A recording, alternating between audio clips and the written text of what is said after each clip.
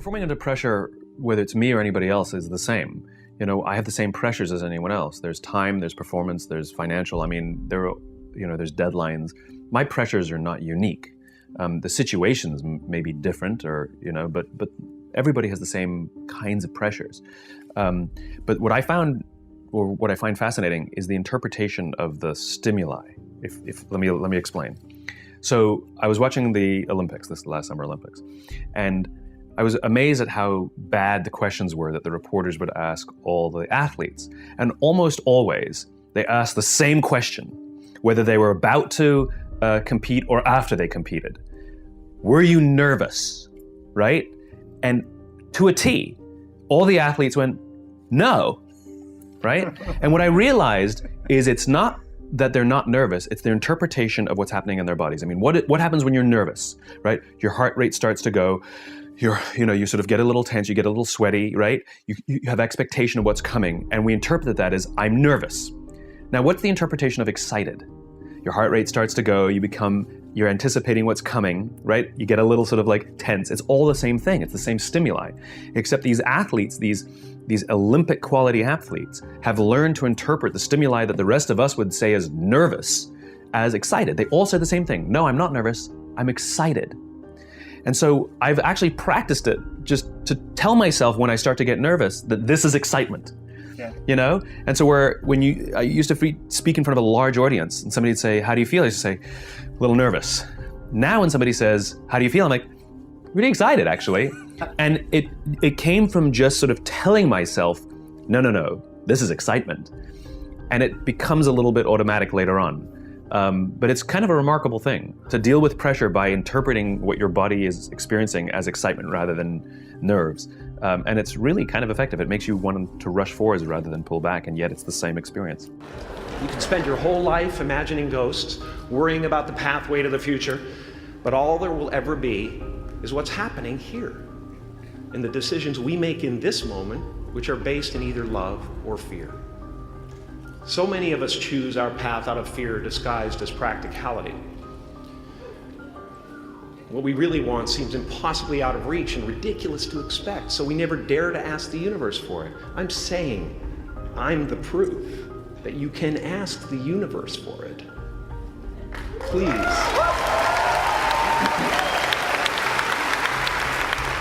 And if it doesn't happen for you right away, it's only because the universe is so busy fulfilling my order.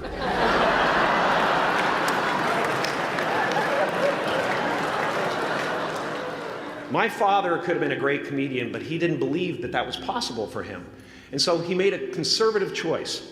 Instead, he got a safe job as an accountant. And when I was 12 years old, he was let go from that safe job. And our family had to do whatever we could to survive. I learned many great lessons from my father, not the least of which was that you can fail at what you don't want. So you might as well take a chance on doing what you love. You cuss all the time, why?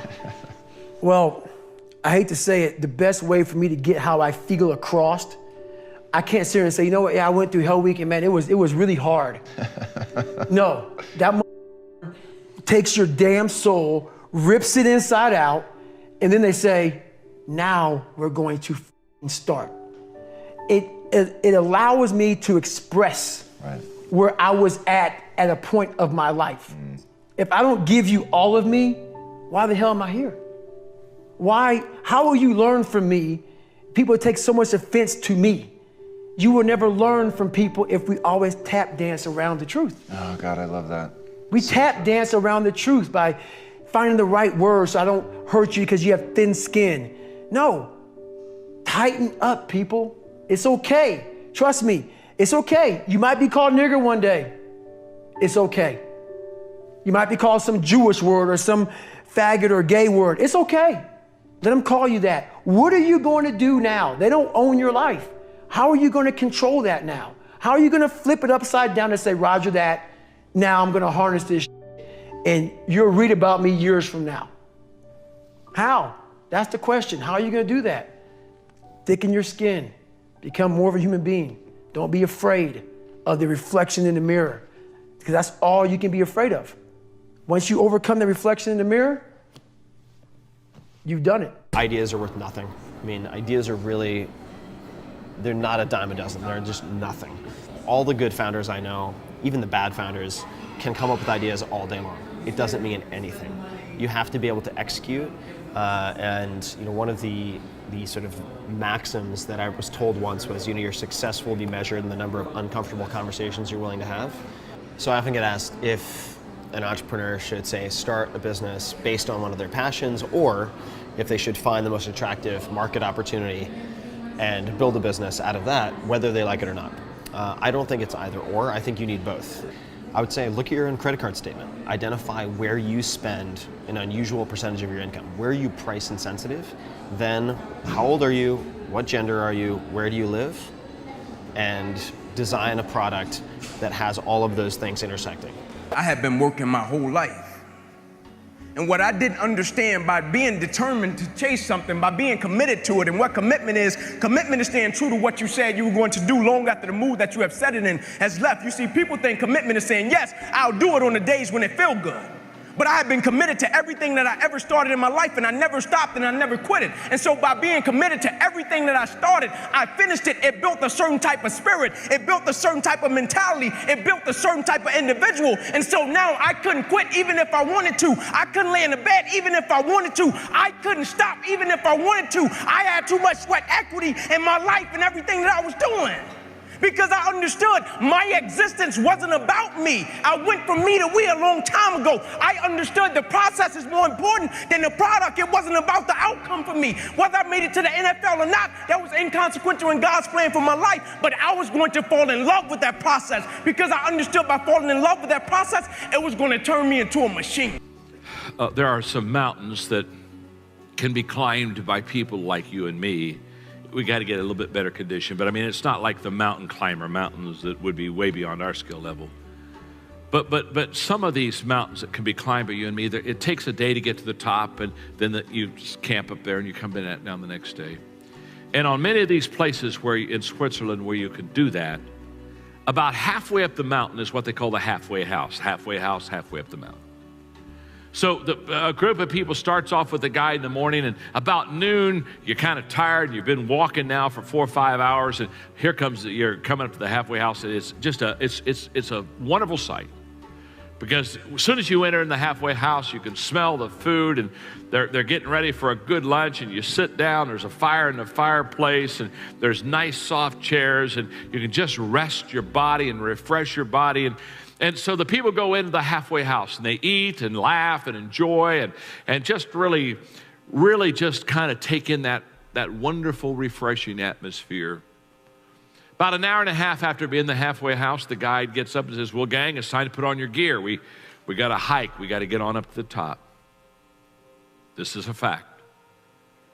About half the people decide not to go on up to the top. They're sitting around the table and they're just saying, you know what, go on up. You're going to be coming by here tomorrow. You're going to be having lunch here again tomorrow. We're just going to hang here. And so the people that want to get to the top, they put their stuff on and they kind of leave. And the rest of the people sit behind. They eat a little bit more food, get around the piano, sing some songs, get around the fireplace, enjoy the fire, warm themselves by the fire. And play games all afternoon, kind of enjoy themselves. But about 4:30, 4:45 in the afternoon, without anybody saying a word, the people who stayed in the halfway house, they slowly go over to where the window is, the big window, and they start looking outside, and they start looking up at the top of that mountain, and as they look at the top of that mountain, they see their friends. Their friends are now getting the tents out, and they're getting ready to prepare for the night, and it becomes very quiet, very somber. Because everybody in the halfway house realizes the mistake they've made. They've sold their mission for a little bit of comfort for a few hours. Next morning, down come their friends, and by noon, they come into the halfway house. And when they come in the halfway, they are laughing, they're high-fiving, they're talking about what they've seen, where they've been, experiences, the fact that it was almost impossible to get up there. In fact, they had to help each other get up there, and how they joined teams and held hands, and they're just telling all these stories and talk about the pictures they've taken, and they got the group picture up there with the flag at the top, and the people who remain behind, They don't say much. They just eat their lunch and then follow the rest of them down to the bottom of the hill where their friends are waiting for them. And those who paid the price and went to the top, who understood now is the time to reach the mission, they hug and tell stories and celebrate. And the others, they just kind of slip off and get in their car and go home because they realize they're never going to be what they wanted to be. They're never going to see what they wanted to see. They're never going to do what they wanted to do because they failed to realize when they're at the halfway house, now's the time to rest, and they go on. One of the things that's really interesting about the Old Testament is that, and the Jews in the Old Testament, is that they don't take the path of Cain. Every time they're walloped by God, which is like fairly frequently, they say, we must have done something wrong and we have to set ourselves right. And that's an unbelievably heroic attitude, because that's the alternative to cursing fate. It's like you take the responsibility for failure onto yourself. And you think, well, if I just had my act together a little bit more, if I took advantage of every opportunity that was put in front of me, if I wasn't resentful and bitter, then I could have done something that would have tilted the situation in a different direction. And like, that's almost inevitably true. Dostoevsky, I think, said something like, every man is responsible for everything that happens to him and everything that happens to everyone else. And that's, you know, it's a crazy statement, right? It's a crazy statement. And he was a pretty extreme person in many, many ways. But there's a level at which that's metaphysically true, you know, because what happens is that it's failure to act often that's the most catastrophic. You know, I mean, it's to not do the right thing when the situation presents itself, and it's very specific. You know, you're constantly in situations where you could do the right thing if you were willing to take a risk that's actually of relatively moderate size. And you know that you could take the risk, and you know that you should take the risk, and you don't. And that happens to people all the time. And then what happens is the thing that they didn't oppose grows a little bit, and they shrink a little bit. And that starts a loop, hey? Enough.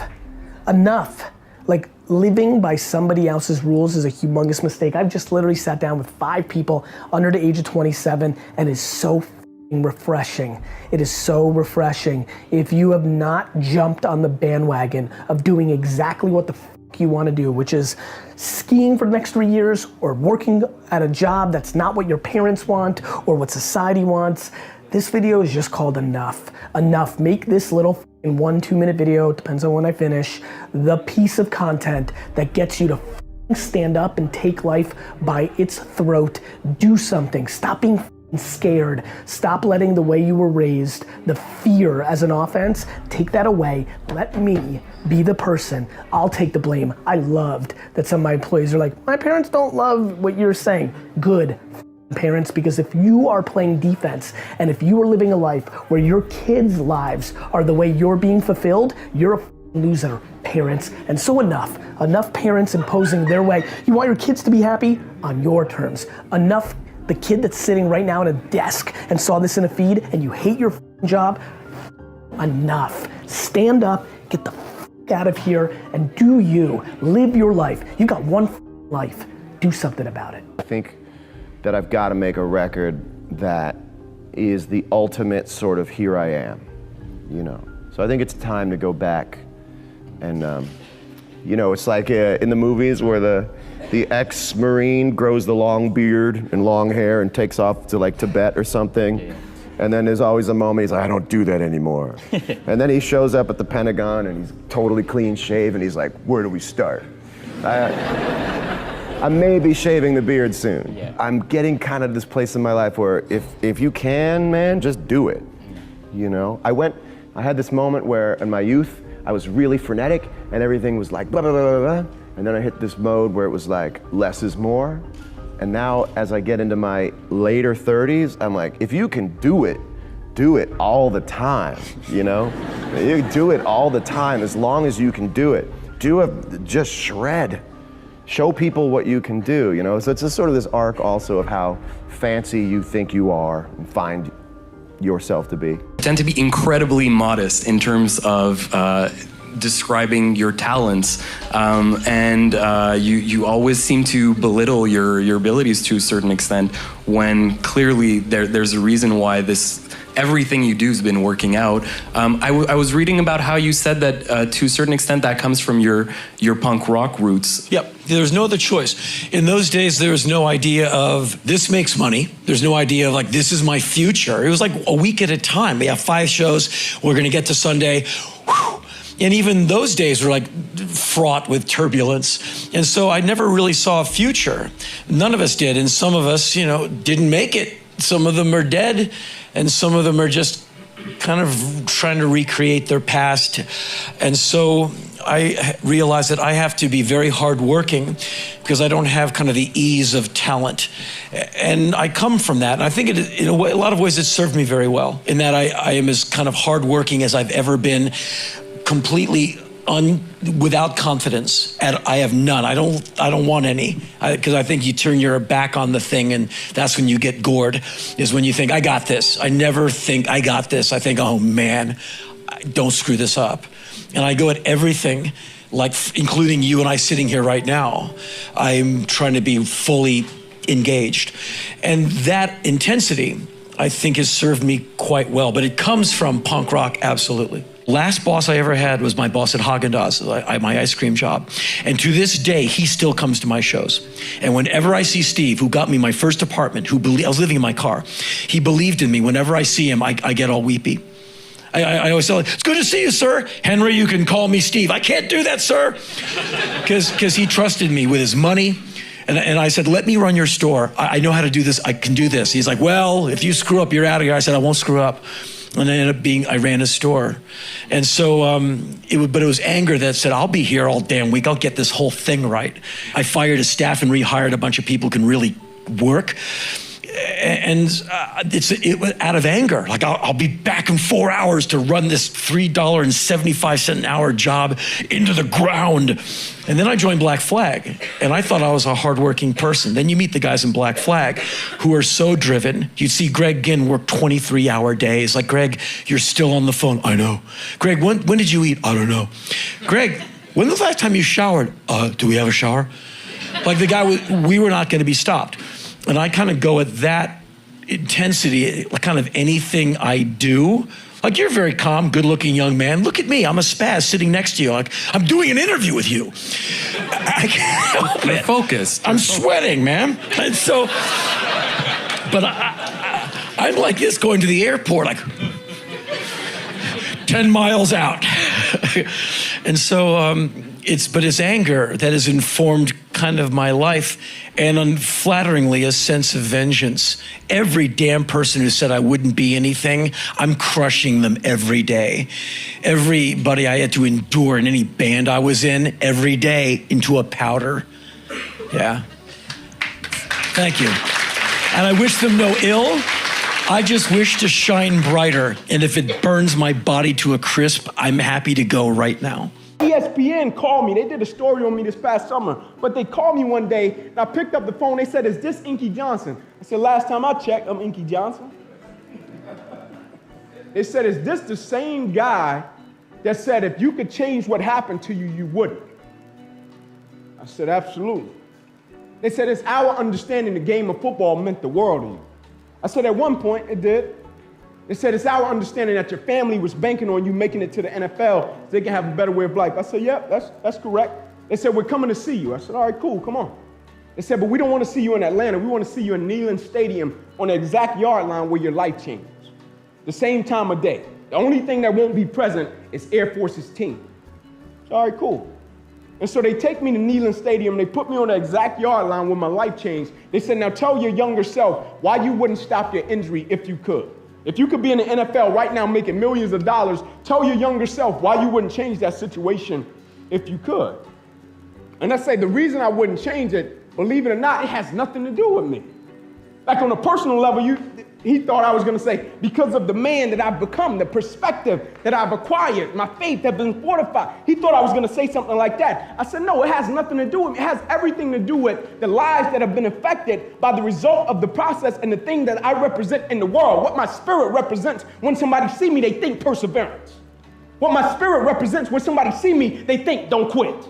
What my spirit represents when somebody see me, they think that's a quality individual right there. What my character represents in the world. And every single day we're putting something out like that represents something. When people see that, they think it's a thought that comes to the mind. When he said gold standard, he gave me that, I felt a certain type of way. When he gave me the gold standard, I felt a certain type, I felt different. Gold standard, I felt like that went with me. Because I think in what I do, the line of business I'm in, I'm the gold standard. Because I don't compromise. And every single day, I'm going to give you my very best. You can bet your bottom dollar. Every single day, I'm going to bring that gold standard to life. And I'm not just bringing it in one aspect of life. I'm bringing it in every single aspect of life. I'm not going to be one of these people in the world that's a public success, but they're a private failure. Meaning they give everything they got to one aspect of life, but the other areas, they lack off. No, I'm going to give every single thing I got to every aspect of my life because I represent something. When people see me, they think something. Whether that's character, never giving up, never surrendering. And the thing that we can never do is forget what we represent. Because that's how guys end up under a bridge on a cardboard box sleep. They forget what they represent when life hits them with adversity. My only charge for you, never forget what you represent. Most people don't have a compelling vision for their own future. They don't. They move through life setting goals. And goals have no power. We're at this point, goals had power in 1959 when Earl Nightingale came with this idea of goal setting. And everyone's like, wow, I'm a goal-oriented person. And that was great. And it worked for like 20 years. Everyone set goals and they got results. But then all of a sudden, you set goals and sometimes you hit them, sometimes you don't. Most times you don't. Okay, and that's okay. But goals almost became like a synonym for like, oh, I'm going to set a goal and who gives a shit what really happens afterwards. And it almost is synonymous with failure now, goal setting. There's something above, and I believe in setting goals, but there's got to be something above your goals. And that's your vision for the future. And it's not just about, it doesn't have like an ending point. It's about the world being a certain way. And that's inspiring to you. When you truly have a vision for your future that inspires you, you're going to jump up out of bed in the morning and feel great about going at life versus being miserable and going to a job you hate or living a life that doesn't empower you and just, every day moving through just almost like an automaton, not really, having the zest and the greatness of life. And I'm guilty. I've been there myself when I felt like I didn't really have a compelling vision for my own future and I felt like I was wallowing. But at least I'm conscious of that. Once you become conscious of that, you can consciously create a vision for your future. It doesn't happen in 1 minute or an hour. You write it down, you work on it until, and when you finally hit on it, how you know you got it? When you read it back to yourself, your vision statement, and it moves you and you feel inspired. Okay, and so few people have that, and what happens is every human being is thirsty for a vision. Everyone is. And so few people have one, so what do? They gravitate towards someone who has a vision for the future because they want to be a part of a vision. Part of being a great entrepreneur is having that vision, being able to create the vision, and then sell that vision to other people, to get them to want to be inspired, to buy into it, to put in their time, their hard work, their elbow grease, to help you achieve your vision. If you're a smart entrepreneur, then you spread the wealth around, and it's a win-win for everybody. When I was at rock bottom, I didn't know that I was at rock bottom, and you can't really change what you're not aware of. And so it was like one of those things where it's like, can it get any worse? Bam! Can it get any worse? Bam! And I kept asking the question, can it get any worse? I didn't know that what I was asking was causing my life. So it was to the point where either I die or I do something about it, because it was like, I didn't have, my daughter pretty much was like, you're not my father. You don't know what love is. My girlfriend had just broke up with me. And, my mother was pretty much 16 different, what's it called? She was on 16 different medications. There was so much stuff going on, and I'm watching all of these people be successful, and I'm like, I'm more talented than them, and I don't understand why I'm still in the exact same spot, which I didn't know was rock bottom. And then one day it just all came crashing down, and I was like, why am I here? I remember lying down in the middle of the road, and I'm like, I want to die, like right now. And I stayed there. Cars were driving by, honking and everything. And I don't know what happened in between that, but literally my car had just got out of the impound. My mom had paid for it. She didn't even have much money, but somehow she would always do something for her baby boy. And she got my car out of the impound. The day I got my car out of the impound, that's when somebody had broke into my car. And it was like, can it get any worse? And that night on La Brea, on the corner of La Brea and Hollywood, I'm at there's like this little shopping center, and my car was parked, my window was busted out to the right, and literally it was raining. It was 3:43 in the morning, August 2011, and I yelled out, eyes bloodshot red, and I still didn't know that this was rock bottom, but I've always focused on what I don't want. And I just remember saying, okay, I'm tired of fighting. I don't want to fight anymore. I want to be healthy. I want to be happy. I want to be surrounded by nothing but positive people. I just want to inspire people, and I want to make a bunch of money, but I want the money to represent something that I passionately believe in. Just show me a sign. Show me a sign. Show me. And I just kept saying it over and over and over. It wasn't until a week later until I met the man at the gas station, and he asked me for money. And he said, do you have any money? He's just like, it was a homeless guy. And I'm like, and he had a wad of money. I said, you have more money than me. And he goes, have you ever seen the movie Rain Man? The guy was talking to himself. Person did the exact same thing. He was like, change your mindset, change your life. Change your mindset, change your life. Change your mindset, change your life. Change your mindset. And then they walked away. And it was in that very moment, I felt like my whole entire life was a lie. The best advice I ever got was, you only have one chance to make a first impression. I don't remember who gave me the advice, but I've been certainly dishing out that piece of advice for the last 30 years. It's important because you do only have one chance to make a first impression. If that first impression's a crummy one, you're clawing your way out for a very long time. So at every commencement speech that I give, I say to the graduates, if you take nothing else away from this commencement other than your diploma, you only have one chance to make a first impression. My goal was to have my own business, to be an entrepreneur and make my own money. And had you been thinking about it while you were in the monastery? Yeah, all those years? the last, well, not all those years, the last couple of years, deciding whether I wanted to leave was probably I wouldn't say probably, was the hardest decision I've ever made in my life, was to leave the monastery. Yeah. So the next question would be, what would I do? You could have ran a web business from the monastery. Could have. We had the largest website in the state of Hawaii. Really? Yeah, monks programmed in HTML, CSS, JavaScript, and we were trained how to edit movies in Final Cut Pro, design in InDesign, Photoshop. We knew it inside out. Wow. Yeah, I learned coding in the monastery. Oh, that's awesome. I didn't know. Yeah. I literally thought you were preparing for meditation 23 hours a day. I didn't know you were doing anything. But we took those concentration skills into everything that we did. So when we were programming, we focused on programming. You know, when we were building a building, or we were pouring cement on the sidewalk, or sweeping something, or cooking, we focused. Right. So in everything that we did throughout the day, we practiced all the tools that we learned. So when we sat to meditate, we'd been practicing for 23 hours. All day. You've lived a life dominated by doubt and fear. How do you step into bravery? Step. That's how you step into bravery. Step. Take the step. Step aggressively towards your fear. And that step towards your fear is the step into bravery. Because we're scared of what we don't know.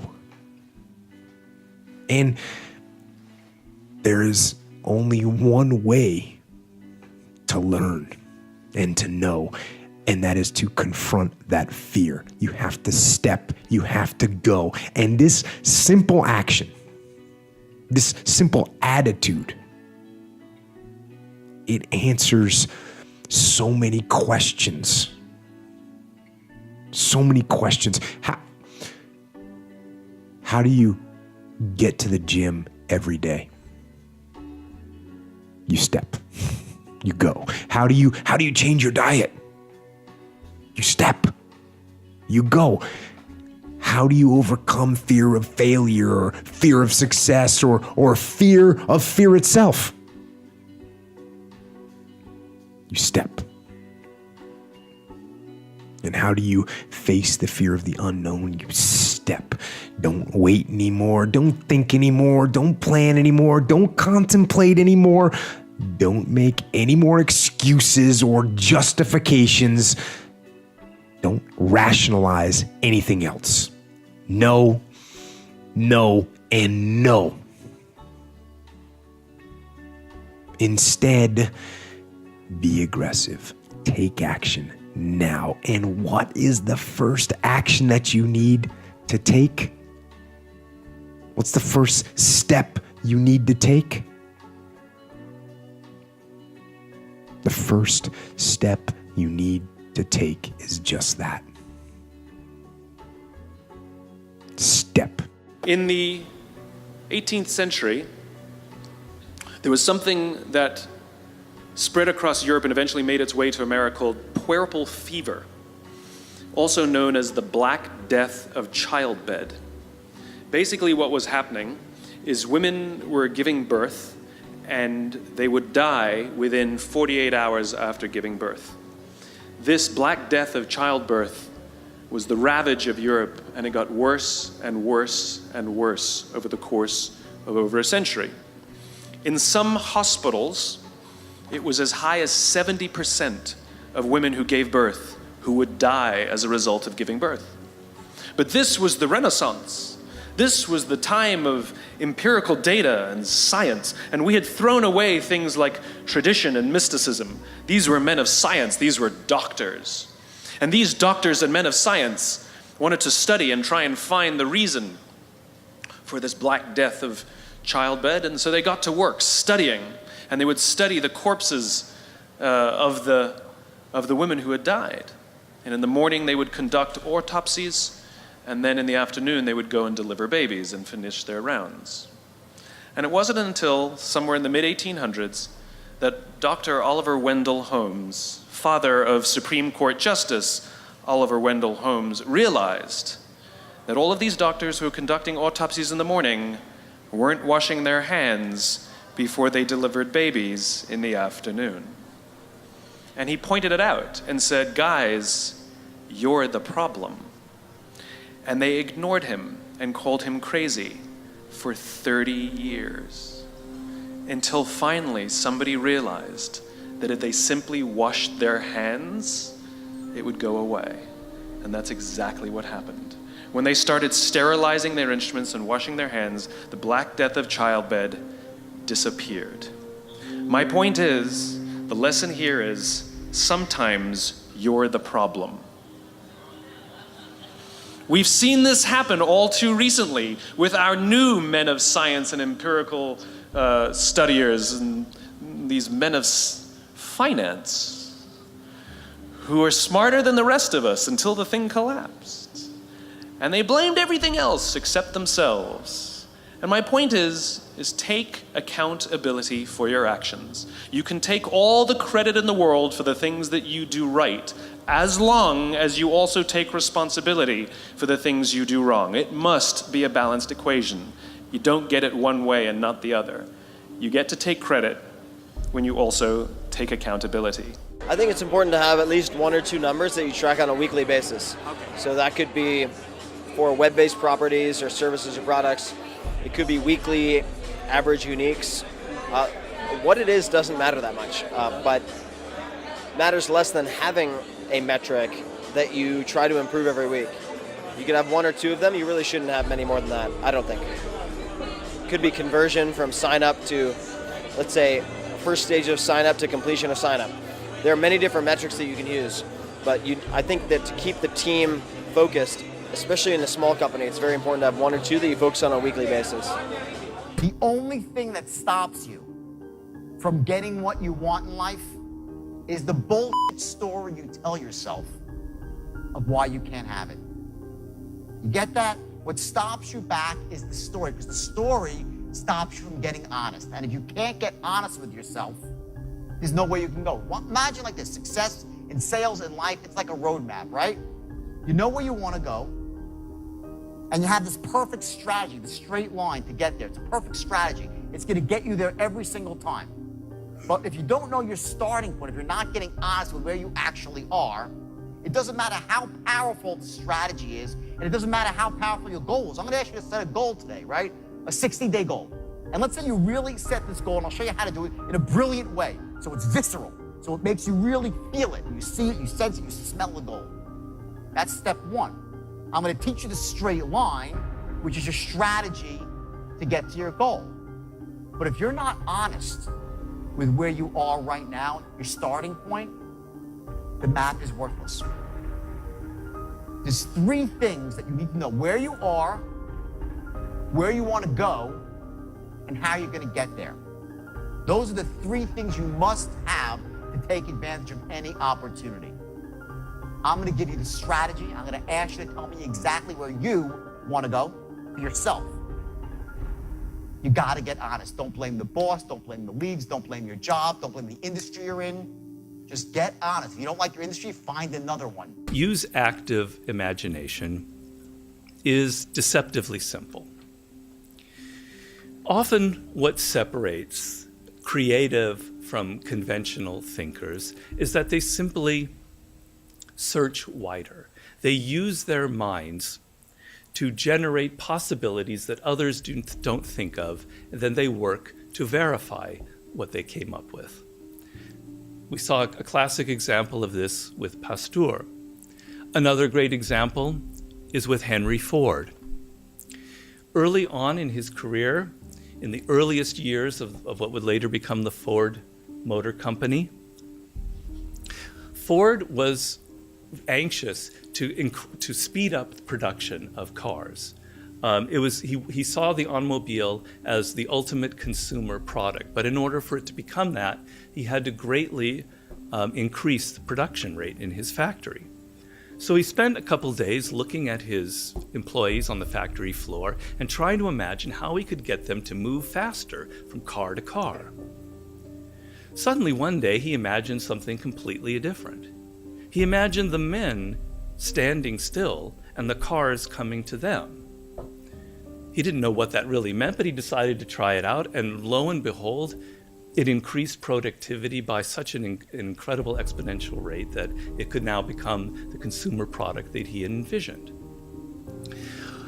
Things like antibodies or assembly lines, they seem so obvious to us now, but they are never obvious in the present, and they involve an incredible leap of what I call active imagination.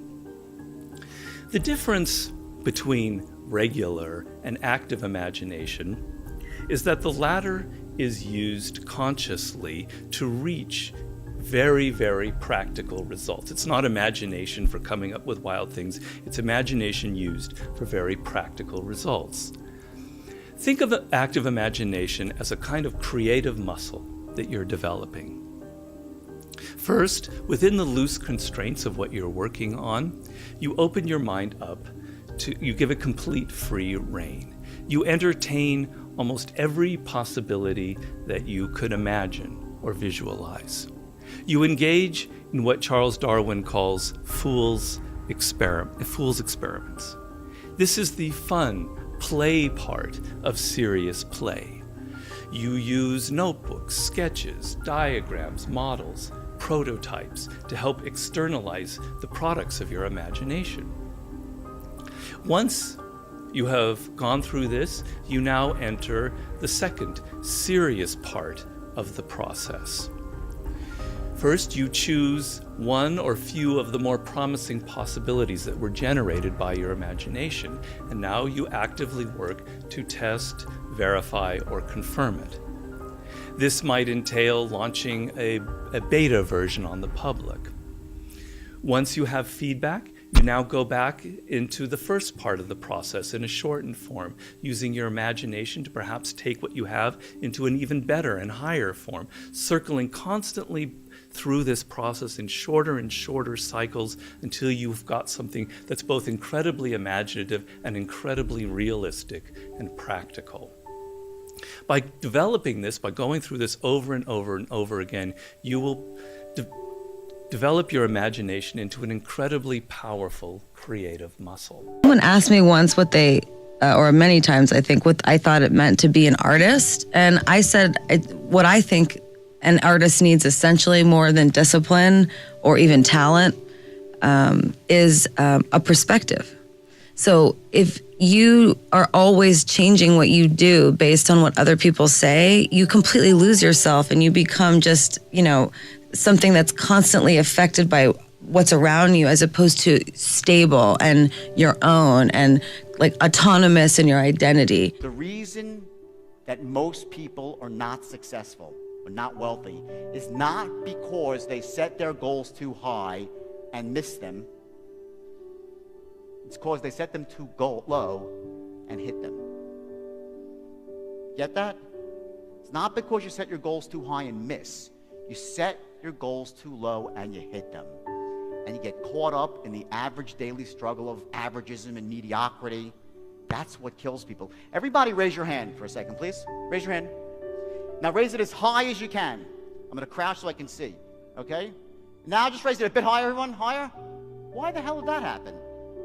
I say raise it as high as you can, and everyone says, okay, then a little bit higher. Okay, well, if you really mean it, right? You get it? It's that extra inch.